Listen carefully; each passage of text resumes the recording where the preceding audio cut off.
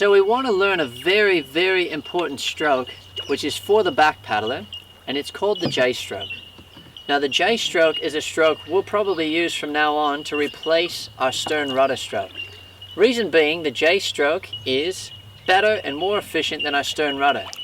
Now that's when my first canoe instructor stopped, just told me that, and that was it. Didn't really sell it to me, so I never believed them because I found the J stroke to be difficult when I first learned it. I'm going to make sure I don't make that mistake today.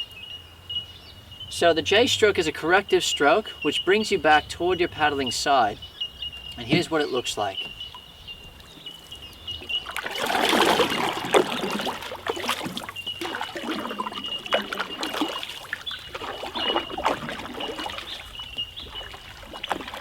So here's how you do the J stroke. For the stern paddler, you do your normal forward paddle. And this time, as your paddle nears your body, you rotate your indicator thumb down. So the same face of the blade that was pulling water is now facing outward and is pushing water away from the canoe, which corrects your direction toward your paddling side. So here's what that looks like again. Forward paddle. As you near your body, you roll your indicator thumb down. The face of the blade is pointing outward and you're pushing water away.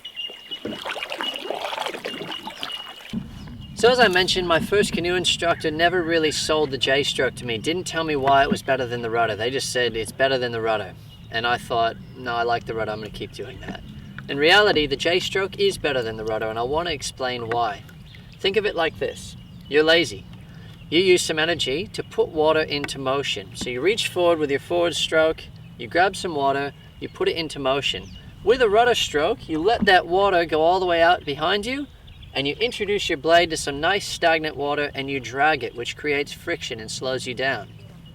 With the J stroke, if you're going to use your energy and bother to put water into motion, you grab a ball of water, you put it into motion, and you send that same water out to the side to correct your direction. There's no dragging of the paddle in stagnant water. Therefore, there's less speed taken away by friction, which means that the J stroke is a more efficient stroke than the rudder, and hopefully means you have to paddle less in an entire day. Now, I want to explain something else, because some people will say when they do the J stroke that it hurts their wrist. It hurts to turn their thumb down so hard and they get a strong pain along the top of their forearm. And I experienced this as well. So my initial thoughts with the J stroke was, why would I do a stroke which hurts, is awkward to do, and does the exact same thing as my fantastic rudder stroke, which I know and love? Why should I try a J stroke? Well, I've just showed you why the J stroke is more efficient. Now I want to show you how to solve the wrist pain problem. So you don't need to hold your hand with your thumb on the side of the grip at all times, because to turn down really hurts your wrist. So what you can do is you can change the way you hold your paddle all the time, because you don't need to over grip your paddle. Have your index finger along the line of your grip, and that way when you turn your wrist down, it's much less strain on the top of the top hand. You can see the difference here, index finger versus thumb. Ouch, that hurts.